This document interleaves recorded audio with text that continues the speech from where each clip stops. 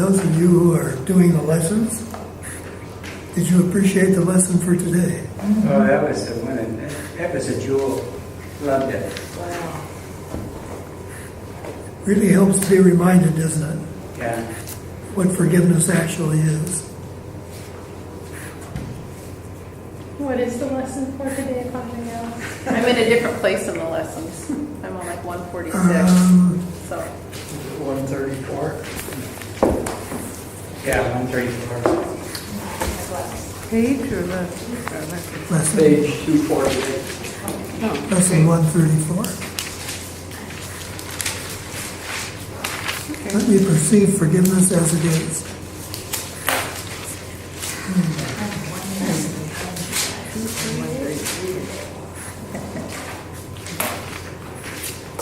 Did you need to be reminded of what forgiveness is?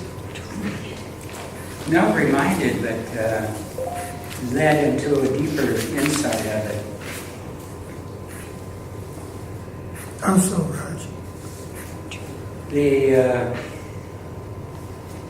feeling that I got when I spent, I don't know, at least a half an hour on it, and was to really experience forgiveness, one has to elevate their level of consciousness and kind of look at the issue, whatever the issue you're forgiving, through Christ's vision, to see it differently. It's easy to say, we need to see it differently, but to really see it differently, you have to look with a different vision. Quite revealing, I would say, when it says the world does not exist. The world does not exist, literally. The story that we're telling is all there is. When we're looking down on the battlefield with Christ's vision, we don't see the world, we just see the illusion. We just see it. We see the shadows that we have observed on the cave wall, or whatever that story, however that story goes.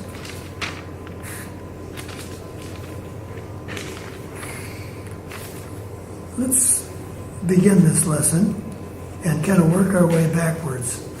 You mentioned the allegory of the cave, Plato's story. Yes. If you search YouTube for Jed McKenna, For who? Jed McKenna, he puts that story into a movie theater and updates the whole thing. And it makes a whole lot more sense to me. But the moral of both of them is the same. Tell us how that happens. Well, he says that there's people in this movie theater who are chained so that they can only see the screen in front of them.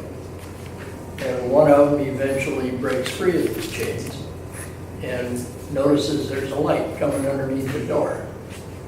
So he goes out and into the world full of sunlight and everything, and finds out that everything he thought was real is not, the movie. And at one point he sees the light coming from the projector, and I don't remember the rest of it, but you get the idea. It's the same as Plato's story of the people in the cave who could only see shadows on the rock and thought that was real. I think he comes back into the theater and tries to convince the others, I've seen that too. Yeah, What you're talking about. Yeah. They tell me it. They don't believe him and stuff like that. Yeah. But it's very interesting. All you see is this theater with rows of seats, but you hear the story being told on YouTube. Jed McKenna. He's got a lot of stuff on YouTube. How do you feel about that? Not just Brian, but everyone. How do you feel about the world just being a story? Does it give you hope or make you feel depressed, or how do you react to it? Actually, it was very almost comforting this last week or so when I was going through this other. I thought, this is just a story. I don't have to, it doesn't have to have a tragic or anything. It doesn't have to, it's just a story. And I was able to keep myself better centered. It was almost comforting to me to know that it was just a story. That's great. I think it gives you freedom. If we think this is real, then we don't have much freedom. But if we know that it's all an illusion. I did follow it up though with what is real. And then I would spend a few minutes, maybe 3 or 4 or 5, reviewing, knowing that what is real is love, joy, peace, all the attributes of God. Well, I think that's listening to this lady's story, and the white butterfly's my story. And death is a story. I mean, but what it does do is, if you have experienced this, then you have compassion or you have love for somebody else who's experiencing this story. You know what I mean? Yeah. Oh, yeah. Yeah. Yeah. For those who are caught up in it. Yeah. Yeah. Even though, I can say to myself, I know this is an illusion. But right now I'm here, and so I'm living this play. I'm a character in the play. I'm always amazed by other books that I read. They're saying the same thing. And there's so many of them over so many years. And even in the recovery movement, in what we call the big book in AA, Bill Wilson wrote, "Hereafter in this drama of life." Did Bill know that this life was a drama? Maybe he did, because I think the book he wrote was beyond what anybody with 5 years of sobriety could have written. I think he had some help with that. And he talks about self-constructed prisons. Yeah. That we put ourselves in this prison, this world that isn't real. And we think we're trapped in it. That's why I say the freedom this gives me to know that it isn't real. I'm not trapped in it. I just think I am. That's why the experiences like you've had are so valuable, because they very distinctly remind us. I've also been told on a number of occasions, like an inner voice, like guidance telling me like that those memories, there's something about them. There's a real living essence to that somehow, like that, those direct experiences of essence. We can, if we focus on it intently enough, we can invoke it, start to invoke it here and now, to where we almost invoke in ourselves a current direct experience. And I've been able to do that a number of times, but not necessarily always. It depends on my current state of mind. Am I currently trudging through shit, or am I clear enough to know I can invoke? And centered enough and clear enough and all of that, intense enough with my own focus to be so one-pointed. Right?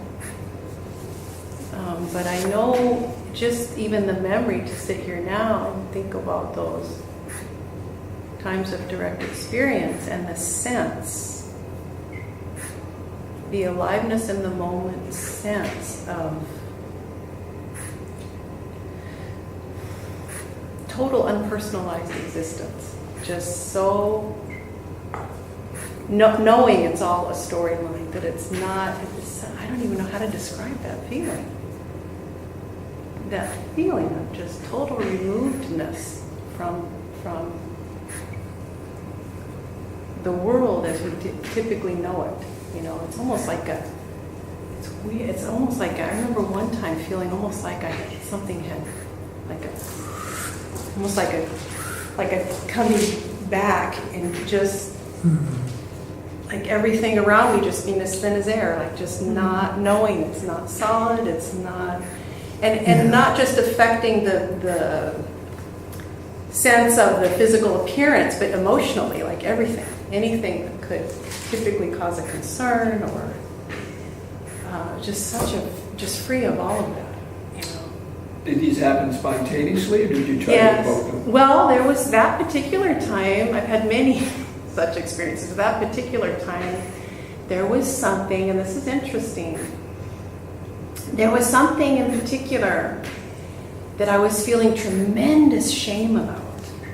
And that's not an emotion that is usually on my plate to really indulge in, you know, but I really, and I recognize it as shame because I just felt like that red hot kind of feeling, like, right?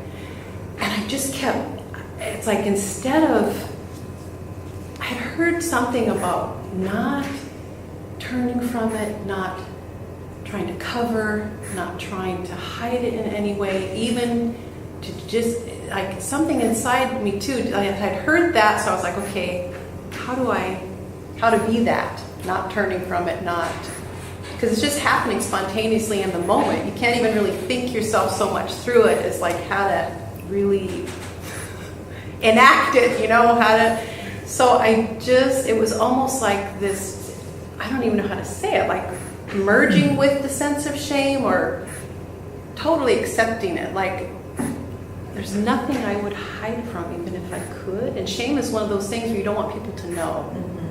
You don't want yourself to be seen. You don't want, it was just like I thought of the people in the world that I would feel the most shamed in front of and imagined them as if they all knew it all. To the point where I just felt it so intensely that it was just like, suddenly just, and that's where it was like that feeling, almost like back out of the whole matrix. Become the observer and not the participant. Yeah.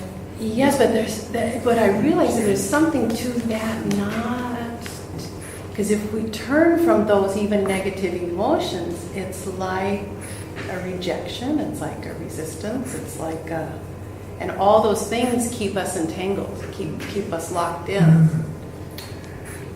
Just finished a book about a guy who was wrongly accused and imprisoned, Albert Woodhead, for 40 years in Algoa State Prison in Georgia, in solitary, 5-by-8 cell or something like that, let out a half an hour to 40 minutes a day, just in the hallway to exercise and occasionally in the yard. But he was in there for 40 years, and he had two huge problems. Number one was loneliness.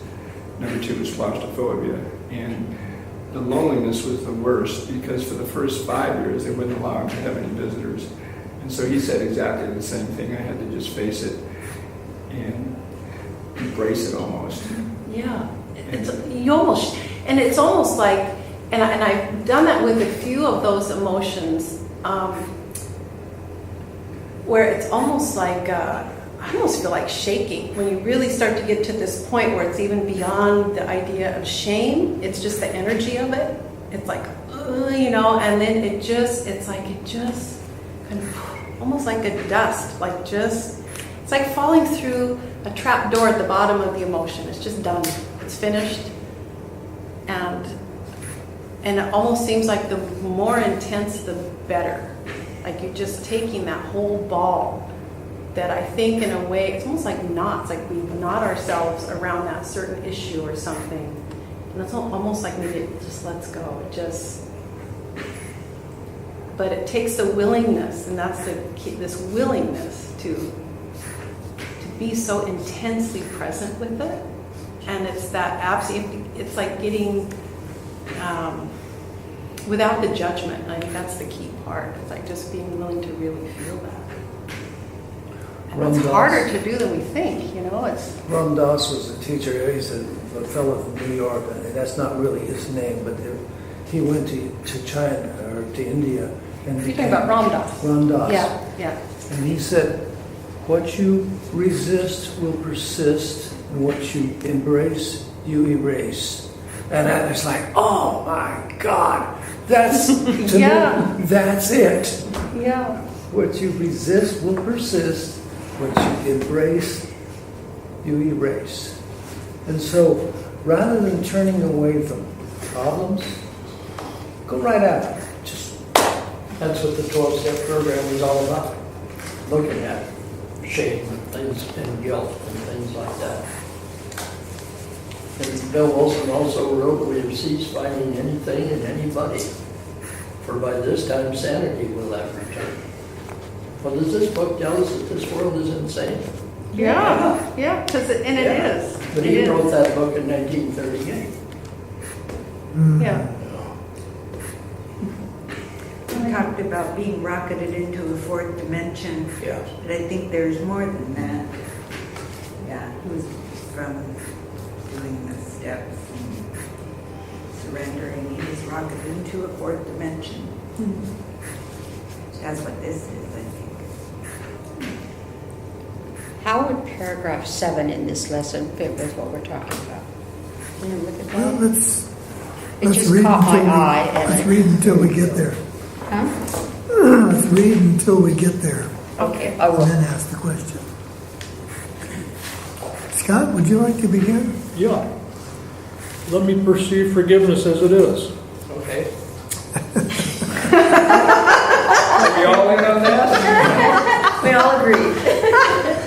Let us review the meaning of forgive, for it is apt to be distorted and to be perceived as something that entails an unfair sacrifice of righteous wrath, a gift unjustified and undeserved, and a complete denial of the truth.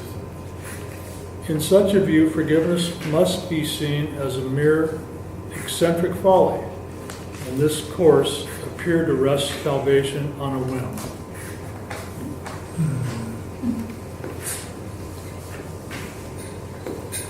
None of us have had that feeling, have we? What was that? We've never had that feeling. Mac? This twisted view of what forgiveness means is easily corrected when you can accept the fact that pardon is not asked for what is true. It must be limited to what is false. It is irrelevant to everything except illusions. Truth is God's creation, and to pardon, that is meaningless. All truth belongs to Him, reflects His laws, and radiates His love. Does this need pardon? How can you forgive the sinless and eternally benign? In other words, if it is not a creation of God, then literally, it is an illusion. It's a story, a dream, And there's nothing to forgive. and there's nothing to No, forgive. everybody's innocent. Everything's innocent. We're back again to that, what he has said, probably every other page throughout the book. Sin is not real. There is no sin.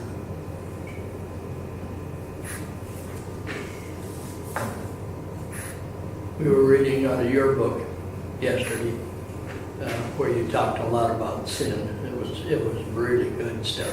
Which book was that? Your new one, The new one? Ludlow find you. Hmm. Yeah, we're about a third of the way through that. I think it's really having a profound effect on those of us who are reading it. Oh, great, great. Yeah, it's very good. You'll probably finish it before I get the other one published. Yeah,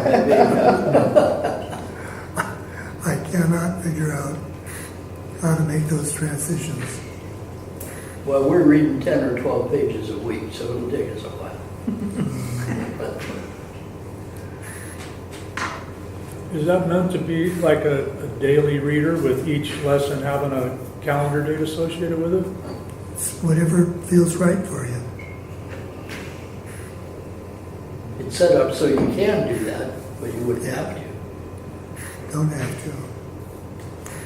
Only thing you have to do is what you want to do. Raj, you want to go ahead?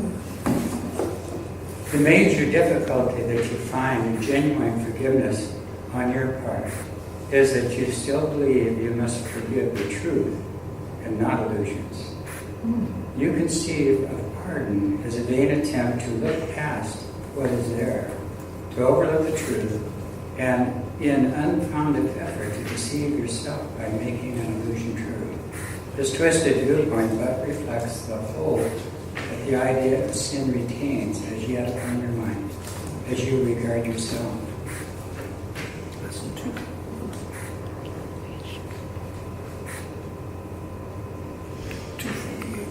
Every time we make a judgment, we reaffirm that we believe the illusion is true. Every judgment.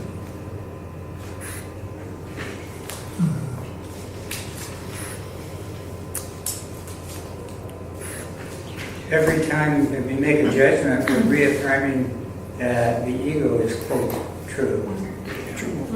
And when we're forgiving, we're saying that We open the door to something mind else. Yes. Most of our thoughts are judgments. Forgiveness is just transcending ego. Is that all? Yeah. Yeah. Piece of cake. Yeah. Yeah, that's what makes it a little binding. Mary Alice? Okay. Because you think your sins are real, you look on pardon as deception.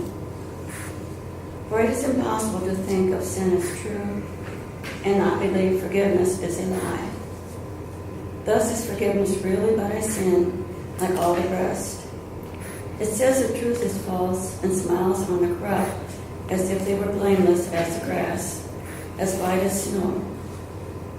It is delusional in what it thinks it can accomplish. It would see as right the plainly wrong, the loathsome as the good.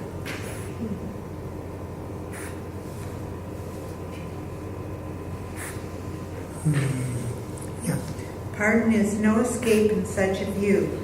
It merely is a further sign that sin is unforgivable, as best to be concealed, denied, or called another name. For pardon is treachery to truth. Guilt cannot be forgiven. If you sin, your guilt is everlasting. Those who are forgiven from the view their sins are real are pitifully mocked and twice condemned. First by themselves for what they think they did, and once again by those who pardon them. Did you ever have that feeling when you were forgiving somebody and it just wasn't going to take? Definitely. And suddenly it dawns on you, holy cow, it never happened.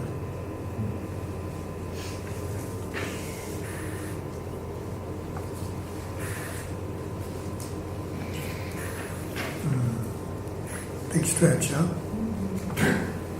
I've had quite a bit of that, it seems like, over the last year or two, of just reminding myself that none of this is real. It never happened. Because if I think it did happen, I'd get angry or upset every day. And I haven't. Because when something comes my way that's difficult, I look at that sheet I tacked up, it says, what could you not accept if you but knew that all events, past, present, and yet to come, are gently planned by one whose only purpose is your good. And there's about 8 more on that sheet, and I just read them all, and I only have to do that a few times, and I've moved from the place of being upset or depressed to move past that. It's very effective. It's the only way to do it, Brian. I don't know any other way. You should bring that sheet in, Brian, unless it's personal. No, it's not personal. I passed it around here once, but you probably weren't here. I might have it in my bag. I'll look for it. I figured out that upset is a setup.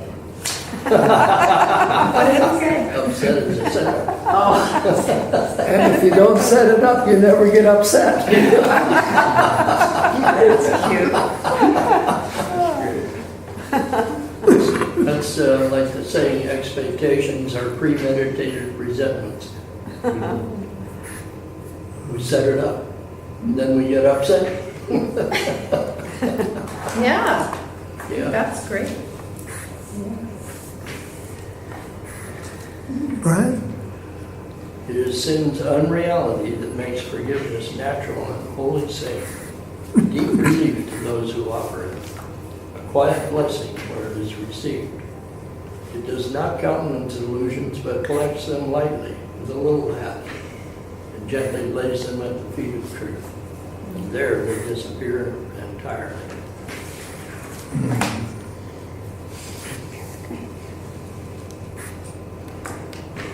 Sally, you had the question, so why don't you take paragraph Okay. 7? Okay, well, I was just listening to her sharing, and this caught me. Forgiveness is the only thing that stands for truth in the illusions of the world. It seems they're nothingness, it sees their nothingness, and looks straight through the 1,000 forms in which they may appear. It looks on lies, but it is not deceived. It does not heed the self-accusing shrieks of sinners mad with guilt. It looks on them with quiet eyes and merely says to them, "My brother, what you think is not the truth." All I realized in looking at all this that's been going on lately, with with the granddaughter losing, and then the daughter, I thought, I still have a belief in sin. Like that wouldn't. I have some level. I've got that belief in sin. And that's about where I'm at right now. I'll have to think about, I have not really, I know it's not true at most level, but I need to really get myself grounded again in that sense of peace. For what it's worth, honey, Pardon? for what it's worth, I have been told there is nobody who remains with the world who does not believe that sin is real. So you're not alone. Okay. Well, that's helpful. That is. It's nice to know I'm not alone. Do you think it's possible to look at an issue with the body's eyes and see the unreality of sin? No, Maybe not with the body's eyes. not unless you're able to make that distinction, but just to automatically presume that what the body's eyes see is real. No. So it's very difficult for us to sit here in this body and say that sin is unreal. Yes, it is. We have to imagine ourselves out of the body. So We have to at least consider sorry? we have to at least consider the possibility that you are not a body. Mm-hmm. That there is an alternative to that belief. I also find it helpful, even beautiful in a way, to allow sin to be redefined. So, and the Course really speaks about, a lot of times in mentioning sin, how we think people are sinners or things are full of sin or all that. There's a lot of ways people think about sin. But the Course speaks about sin as just being a mistake to be corrected rather Yes. than something to be condemned. And I think on one other place I even remember it being something about just sin is like a lack of love. In Latin, sin means without. Yeah, and it's also an archery term that means you miss the mark. Mm-hmm. If you sin during archery, you've just missed the mark. And so in allowing that to be redefined, what it always feels like to me whenever I think of the word now, like I don't think of it as how the common thought is like, oh, you miserable sinner kind of thing, but it's, or being born in sin, really it's just my perception of separation from God, my perception of not oneness. That's all it is. Yeah. And somehow in feeling that with such utter honesty, like that's my experience right now, and feeling it so honestly, and really with like a humility, and especially if I'm like in prayer or something, or I'm bringing something to God that I'm troubled about or whatever. And so I'm realizing I'm not seeing, I'm not really having vision. I'm stuck in a perception around something, but with that sense of humility that's what it is. You know, this word sin is just a sense of separation and bringing it to the light. It's like it gets transformed. It occurs to me, honey, when you go back and read the attributes of the teacher of God, Yeah. that's where you begin to be a teacher. That's the first requirement that you are able to breach. The feeling of the reality of sin. Yes. Yeah. And the honesty piece. Something about the honesty piece too. Yes.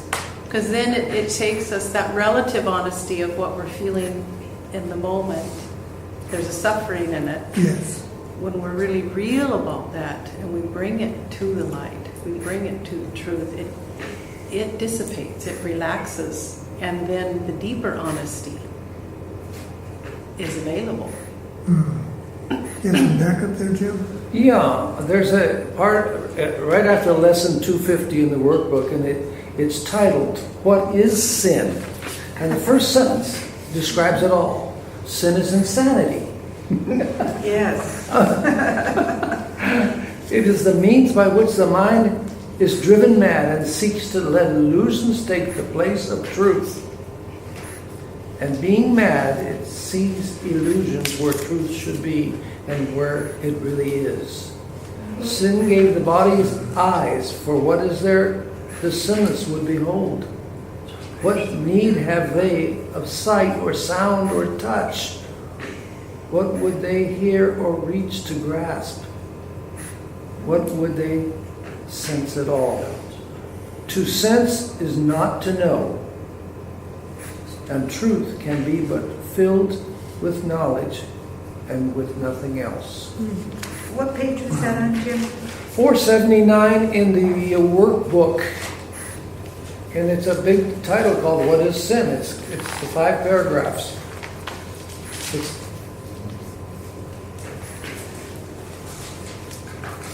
Actually, it's 419. 419. Jim doesn't have his glasses on. Oh, that's a sin, I think.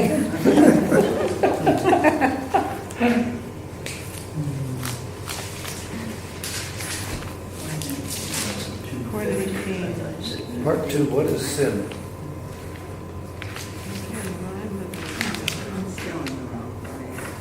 Four, 119. Oh, you're on 469, so go back about 4 pages.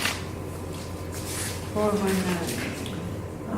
Okay. Even further back, it's at right at lesson 250. That'll help you. You're at 261. You get to 250 and you got it. Oops, go this way now. I think I need a new bird. The paragraph 3 is really, Oh, yeah. really is, you know. Sin is the home of all Read illusions. paragraph 3. You want to, shall I I'll read read? it. Sin is the home of all illusions, which but stand for things imagined, issuing from thoughts that are untrue. Read the first sentence again, Jim. Sin is the home of all illusions, which but stand for things imagined, issuing from thoughts that are untrue.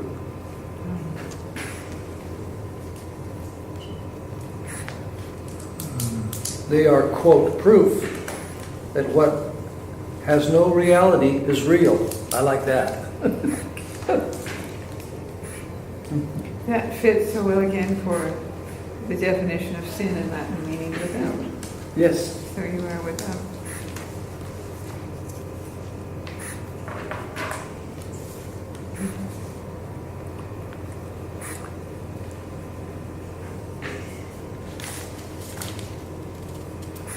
Anything more of that you want to read, Jim? Okay, yeah. A madman's dreams are frightening, and sin appears indeed to terrify. And yet, what sin perceives is but a childish game. The Son of God may play that he has become a body, prey to evil and to guilt, with but a little life that ends in death. But all the while his Father shines on him and loves him with an everlasting love, which his pretenses cannot change at all. Now that we can pretend that we can suffer. We can pretend we can die. But we are the eternal child of God. That's what that's all saying to me. And if we get that we're the eternal child of God, then all the rest of it just loses its importance.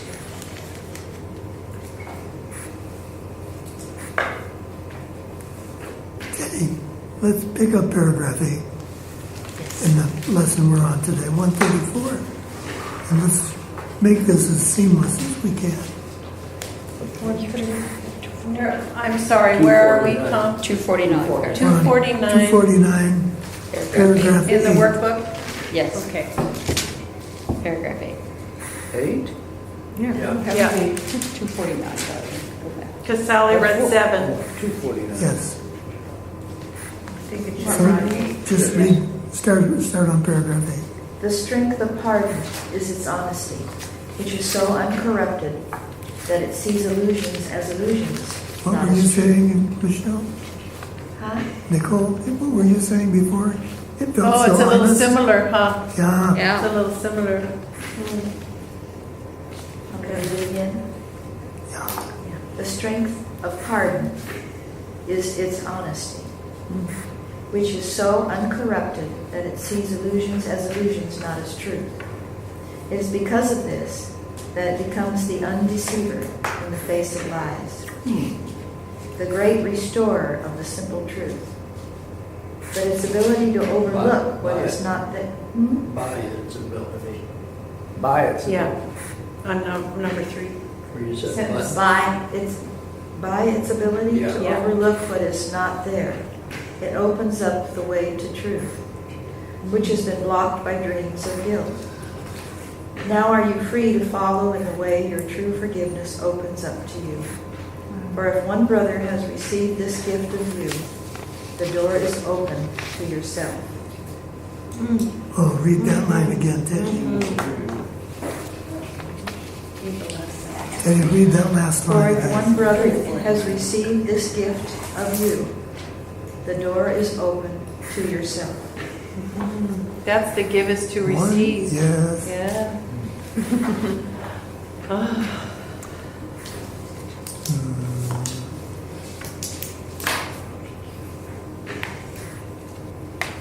Nicole, you want to go ahead? Okay. There is a very simple way to find the door to true forgiveness and perceive it open wide in welcome. When you feel that you are tempted to accuse someone of sin in any form, do not allow your mind to dwell on what you think he did, for that is self-deception. Ask instead, would I accuse myself of doing this? Go ahead. Again. Continue on. Thus will you see alternatives for choice in terms that render choosing meaningful, and keep your mind as free of guilt and pain as God Himself intended it to be, and as it is in truth. It is but lies that would condemn. In truth is innocence the only thing there is. Forgiveness. In truth, innocence is the only thing that is. Innocence is the only thing there is. There's the whole Course in Miracles in one short. Wow. Go ahead, honey. Forgiveness stands between illusions and the truth, between the world you see and that which lies beyond, between the hell of guilt and heaven's gate.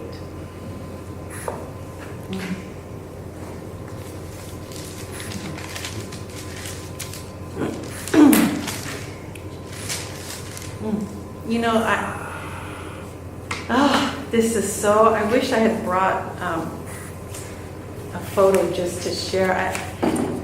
I finally have up a prayer board like I used to have in Maui. It's smaller than the one I had in Maui over this dresser. It was a big mirror, and I had this beautiful, like a shamanic kind of picture in the middle.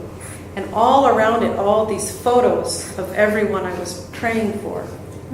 And so when I had a prayer box, and so when someone would ask me to pray for them, I might put a paper in the box so that it would be on the altar. But I would have many pictures, and so I haven't had that for some time. And Tristan and I, when we finally got our apartment here, I finally just about 2 weeks ago got a little foam board that I could easily put stick pins and print out people's pictures. And so I'm just starting this prayer board, and something different I did. I came across some baby pictures of Tristan and Aiden. I mean, really little babies. Oh God, they're just so cute and full of joy and life and innocence, And so I put those up there. And then I have been a little bit sneaky and gotten a few snapshots of some of the foster kids that I work with too. And they're only there for me to pray for them. But they're also quite little, and they're so innocent and so full of joy. Could I make a suggestion? So, Put your own picture up there. Find Yes. a picture of you. yes, Get that. that's what I want to do. Yeah. I want a baby picture. Yeah. So I start on that end of the prayer board, and I move across, and the adults, here they come, right? And in this corner is one person that's very important to have there, because with him I've experienced feeling the most betrayed of anybody in my life.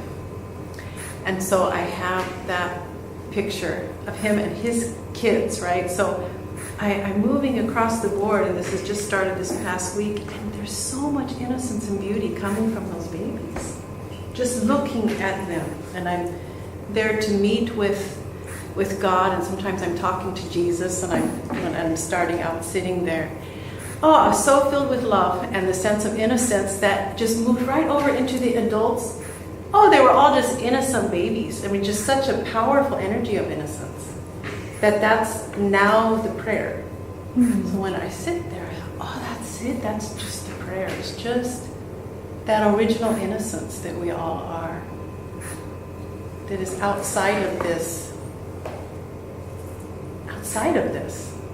This really helped me to deal with anger at my dad. I found a picture of him at about 2 or 3 years old. Cute little guy. And I'm looking at that, and I said, I'm not angry at him.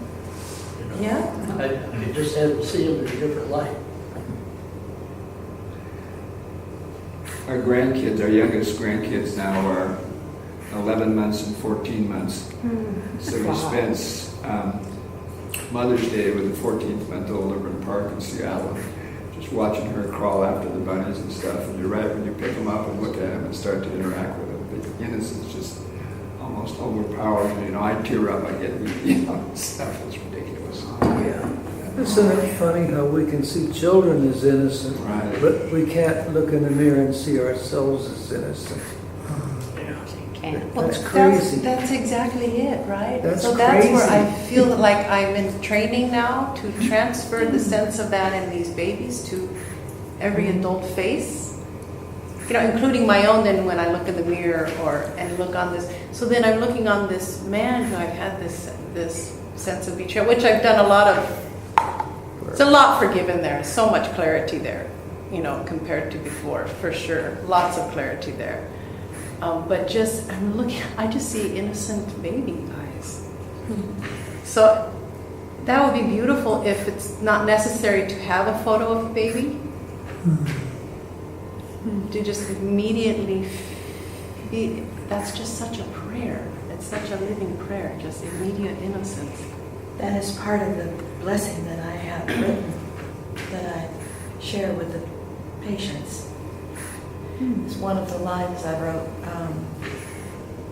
You are a child of God, and you are innocent and pure. And the comments that I have been receiving. And that's how I feel. They are. And when I got out of the car at the hospital the other day, here was this woman with a brand new baby. She was going home. And I got out and I went over to see the baby. This little teeny thing. I think we're becoming more aware. Having had that experience with the picture of my dad, I looked back through pictures of me and found one that, when I was a kid, was hanging on the kitchen wall. It's of me at about 4 or 5 years old, hiding behind a tree. And I hung that over my kitchen sink at home. So, I see it several times a day, and I often just look at that little guy and tell him I love him. Because that's a part of me that feels unloved. It isn't the adult, it's the little kid.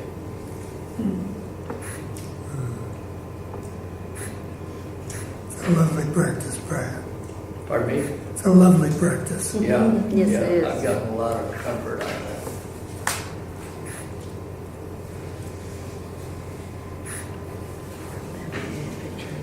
Maybe I'll bring it with me. Yeah. Do that. Sally? On 11, right? Yeah. Across this bridge as powerful as love, which laid its blessing on it, are all dreams of evil and of hatred and attack brought silently to truth. They are not kept to swell and bluster and to terrify the foolish dreamer who believes in them. He has been gently wakened from his dream by understanding what he thought he saw was never there. And now he cannot feel that all escape has been denied to him.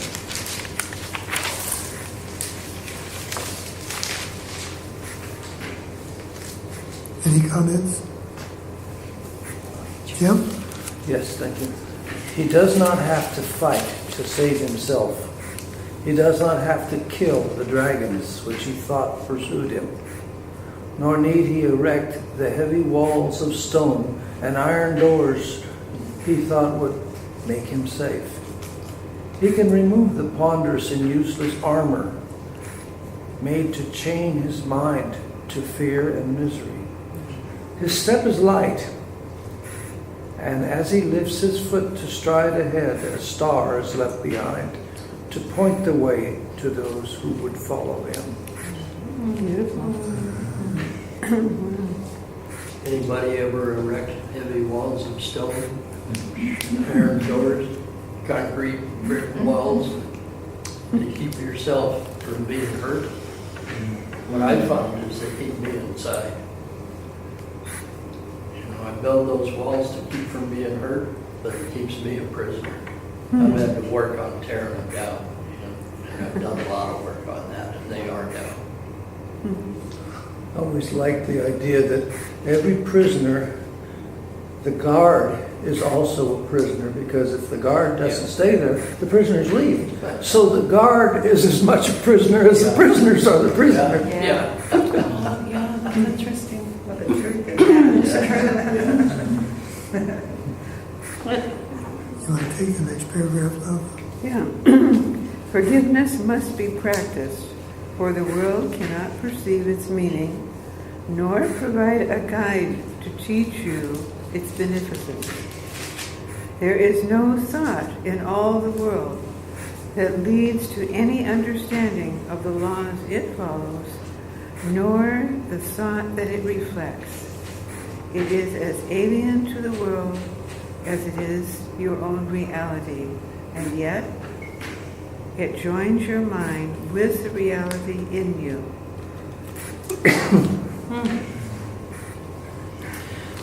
Pretty extreme, isn't it?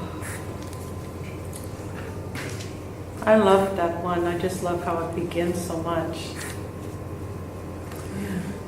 And forgiveness must be practiced. Yeah. Like we must practice, practice, practice, practice. Scott, you want to pick up the next one? Today we practice true forgiveness, that the time of joining be no more delayed, for we would meet with our reality in freedom and in peace. Our practicing becomes the footsteps, lightning of the way for all our brothers who will follow us to the reality we share with them. That this may be accomplished, let us give a quarter of an hour twice today and spend it with the guide who understands the meaning of forgiveness and was sent to us to teach it. Let us ask him, let me perceive forgiveness as it is.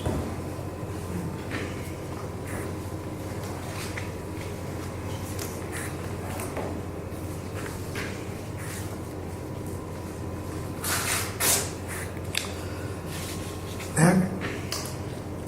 Then choose one brother as he will direct, and catalog his sins as one by one they cross your mind. Be certain not to dwell on any one of them. Realize that you are using his offenses, but to save the world from all ideas of sin. Briefly consider all the evil things you thought of him, and each time ask yourself, will I condemn myself for doing this?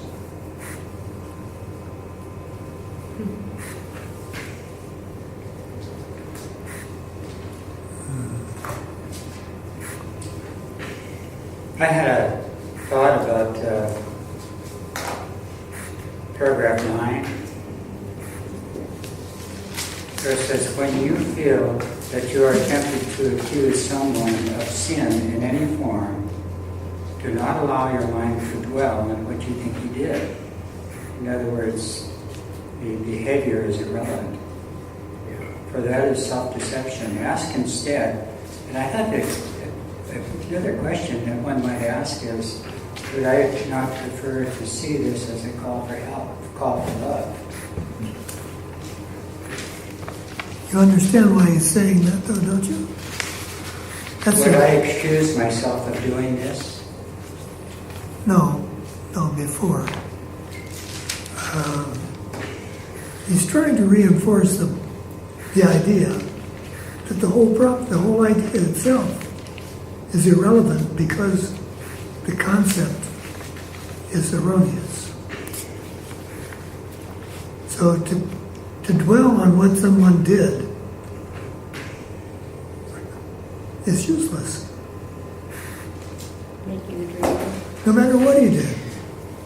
And would this not be an opportunity then to see that as a call for love? Absolutely, Yeah. absolutely. That kind of resonated with me more than, not seeing it as accuse myself of doing this. Well, that's just a thought I had. Well, I think, we're all one, so if I accuse anybody of doing anything, I'm accusing myself. Yeah. I think that's what he's trying to get at. I know that in my own life, nearly always when I'm upset with somebody doing something, if I ask myself, have I ever done this? The answer is almost always yes. The very thing that I'm upset with someone else for. Yeah, that's the problem I have too. My answer is yeah, I did. Yeah. Yeah. 15? 16. I think it's 15, I believe, isn't it? That's 6. I think we just read 15. Oh, 16? Yeah. Let him be freed from all the thoughts you had of sin in you. And now you are prepared for freedom. If you've been practicing thus far in willingness and honesty, you will begin to sense a lifting up, a lightening of weight across your chest, a deep and certain feeling of relief. The time remaining should be given to experiencing the escape from all the heavy chains you sought to lay upon your brother, but were laid upon yourself. See, I think that's the same feeling when the feeling of innocence. Because that's like we return to innocence right there.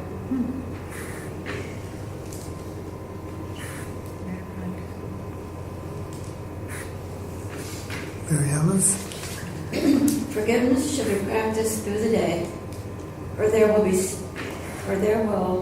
still be many times when you forget its meaning and attack yourself. When this occurs, allow your mind to see through the illusion as you tell yourself, let me perceive forgiveness as it is. Will I accuse myself of doing this? I will not lay this chain upon myself. In everything you do, remember this. No one is crucified alone, and yet no one can enter heaven by himself. Oh, God, that was Boy, quite a a rich rich lesson. Yeah.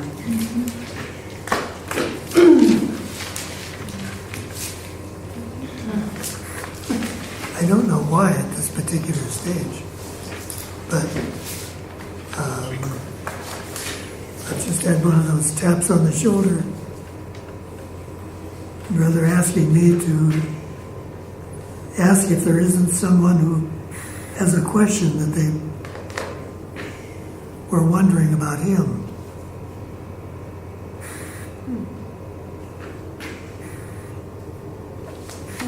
So for whatever it's worth, if you have the question, bring it up and we'll talk about it. We'll ask him about it.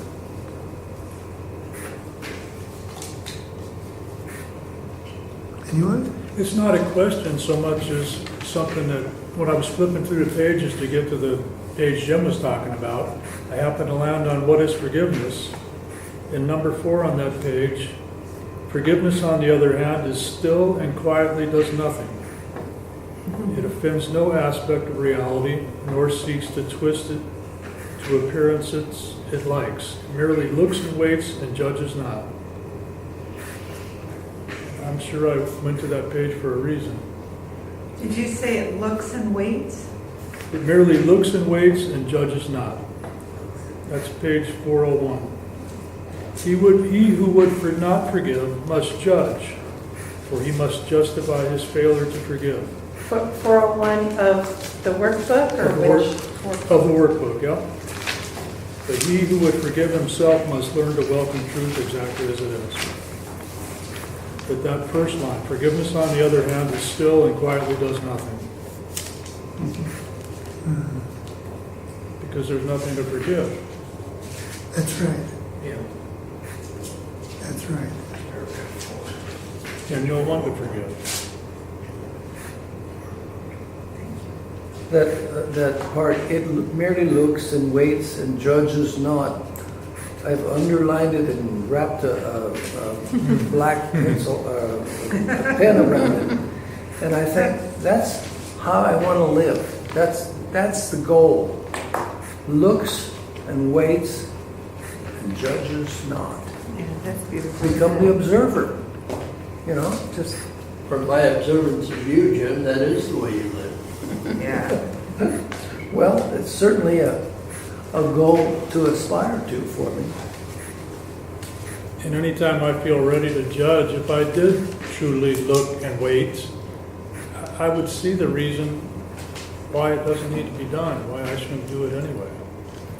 But I'm not prone to wait. No, we're not, are we?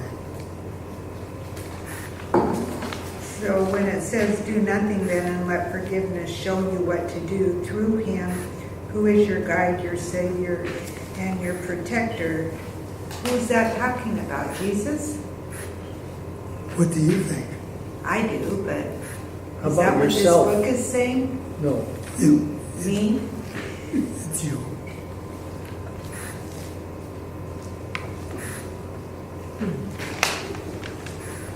Sunday. I can just, No, it's true right now. but can't you feel the freedom of that? Yeah. Yes. It's just like a weight being lifted by doing that. Is it possible to forgive somebody but yet not to want to be around them because they bring you negative energy? I mean, people at the core of their energy. Yeah. And You know what?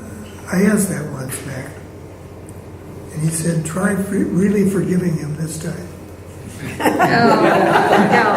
Forgiving what? Try to Forgiving him. forgive him. Let's try really forgiving him this time. Oh, The answer was, to me, was obvious. When I do let him go, I've put the only blame on him that there is. So when I let it go, I'm free. I think I define forgiveness as realizing that it is always and has always been just perfect.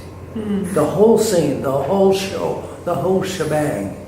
And so what hurts me is just my judgments. Why would I do that? Why would I want to judge? Because that's what hurts. If I can live without judging, I can live a very blissful life. And I'm working on it. And I asked myself a question when I heard you talking. The person brings negative energy. Where does the negative energy come from? your mind. Yeah. Though I read this book, I don't want to be argumentative here. My Stroke of Insight, written by a Harvard neuroscientist. And in her late 30s, she had a stroke that completely shut down her left brain function. So she was spirit, and it was lovely and wonderful.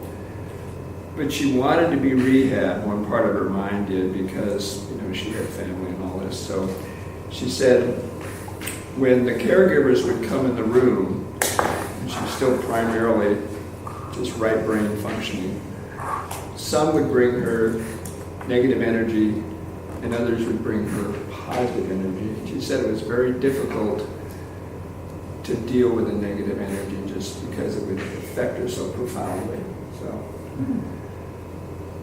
So maybe, I don't know.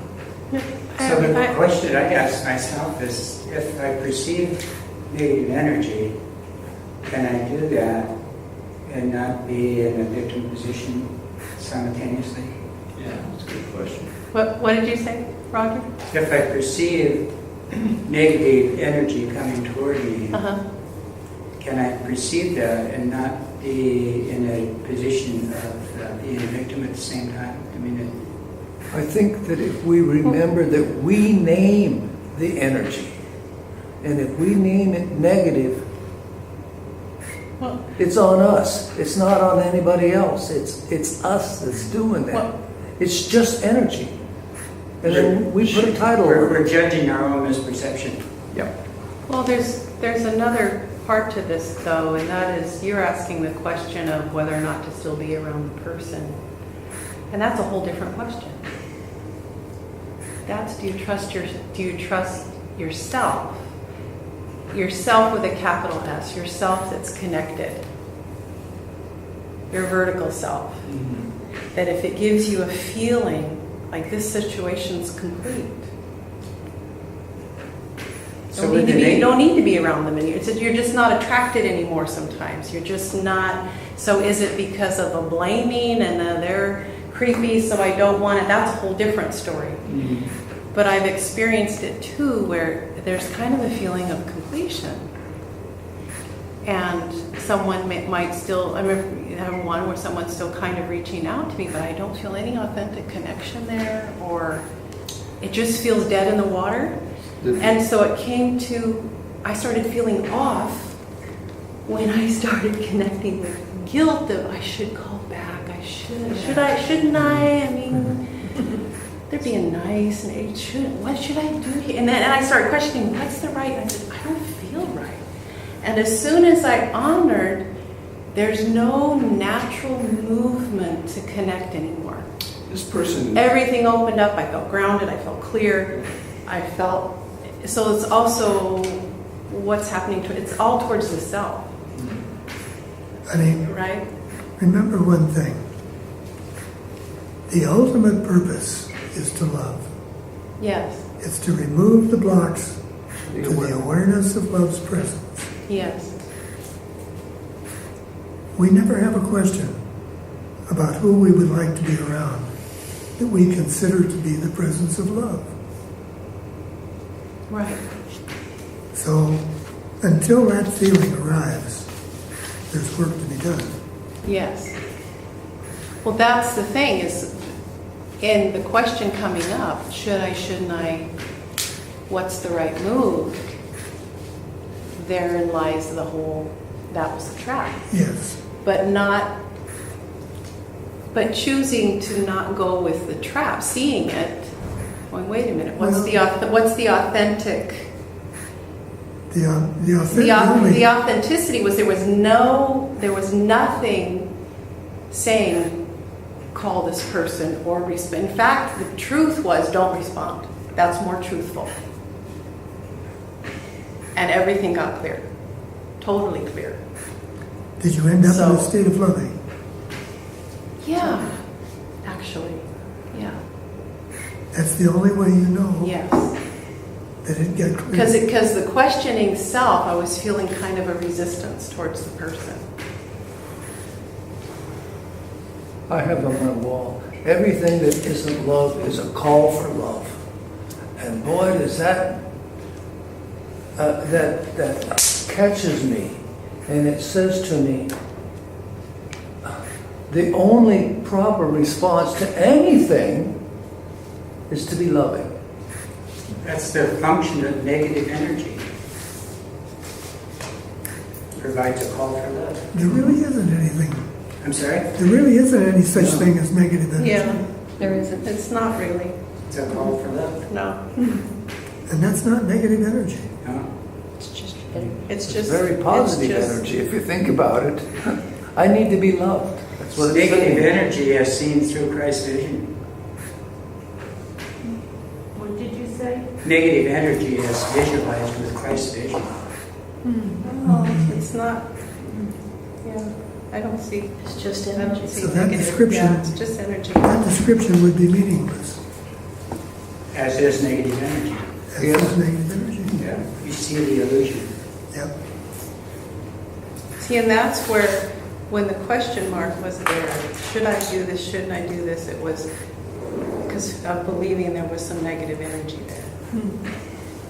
And then letting go of all of that, because it then also got then projected at myself. Oh, my negative, if I don't respond in a particular way, right, then it turns it this way. You go that way and then go this way. But somehow it's neither one of those. They're both illusory. They both go to the same place. Huh? They both go to the same place. They both go to the same place, and funny thing is now, so it feels everything's so opened up. I probably will talk to the person. I can feel that. It feels easy now. It feels easy. Yes. But it took being authentic in that there's nothing that I really feel to do. I'm trying to make myself feel like I should, out of a false idea of what's loving, right? You should do this. It's a duty kind of thing, and that's not it. I wouldn't bring any love to them at all, right? If I were Or God, myself. if I were God, I'd banish that word, should. You either do it or you don't. Forget this should stuff. You know, like, should I go home after dark? Well, if I don't go home after dark, that's perfect. But if I go home after dark, that's perfect. So this whole should thing is just, to me, the ego trying to justify its way of being. Just stop shooting on yourself. I love that. Stop shooting on others, too. It's crazy. Any other last minute details to clear up?